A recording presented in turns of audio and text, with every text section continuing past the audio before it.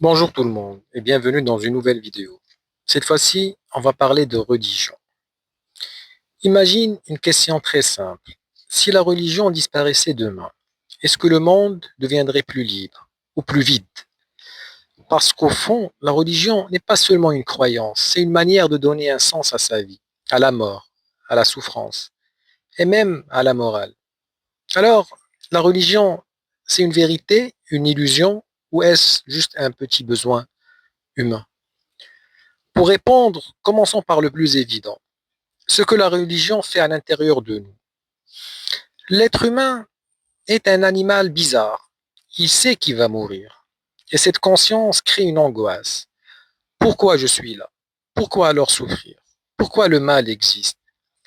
La religion propose une architecture du sens, une origine de la création, une règle, savoir la morale, et une finalité, savoir la justice ultime.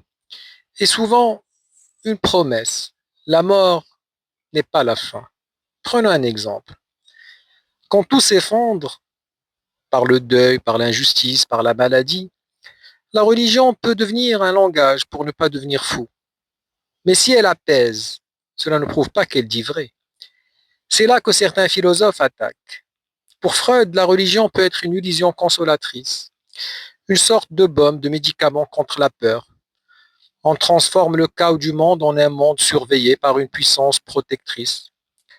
Pour Bach, va plus loin. Selon lui, l'homme projette ses qualités idéales, la justice, l'amour, la puissance, dans un Dieu, puis adore cette image. Prenons un exemple simple. Si je rêve d'une justice parfaite que je ne vois jamais dans la société, je peux croire qu'elle existe quelque part, au ciel, ou quelque part dans un ordre divin. Tout cela est juste. On peut être d'accord comme on peut ne pas l'être.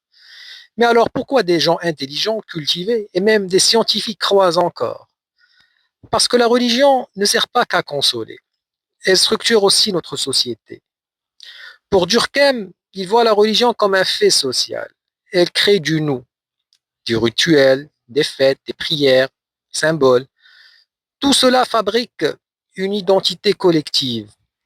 Alors la religion peut transmettre des valeurs, mettre des limites à la violence, donner un cadre à la famille, à la solidarité.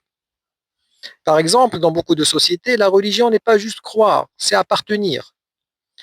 Mais là apparaît une tension. Si la religion unit, elle peut aussi diviser, et surtout elle peut devenir un outil de pouvoir.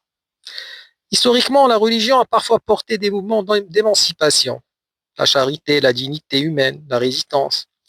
Mais elle a aussi pu servir à justifier une autorité, faire taire la critique, imposer des normes par la peur. Pour Nietzsche, il critique une religion qui valorise la soumission et la culpabilité.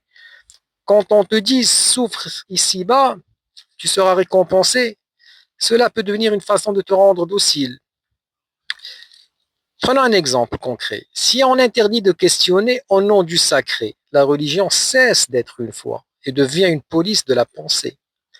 Et pourtant, même avec ces critiques, une grande question reste. Peut-on vivre sans religion? Ou bien l'homme a-t-il toujours besoin du sacré? Au final, on peut résumer en trois grandes positions l'histoire de la religion. La religion est quelque part vraie. Elle révèle un ordre spirituel réel. Deuxièmement, la religion est utile. Même si on doute, elle donne un sens et une cohésion à notre vie. La religion peut être une illusion, un besoin psychologique et social important, mais pas une vérité. Alors toi, ta position dépend d'une question centrale.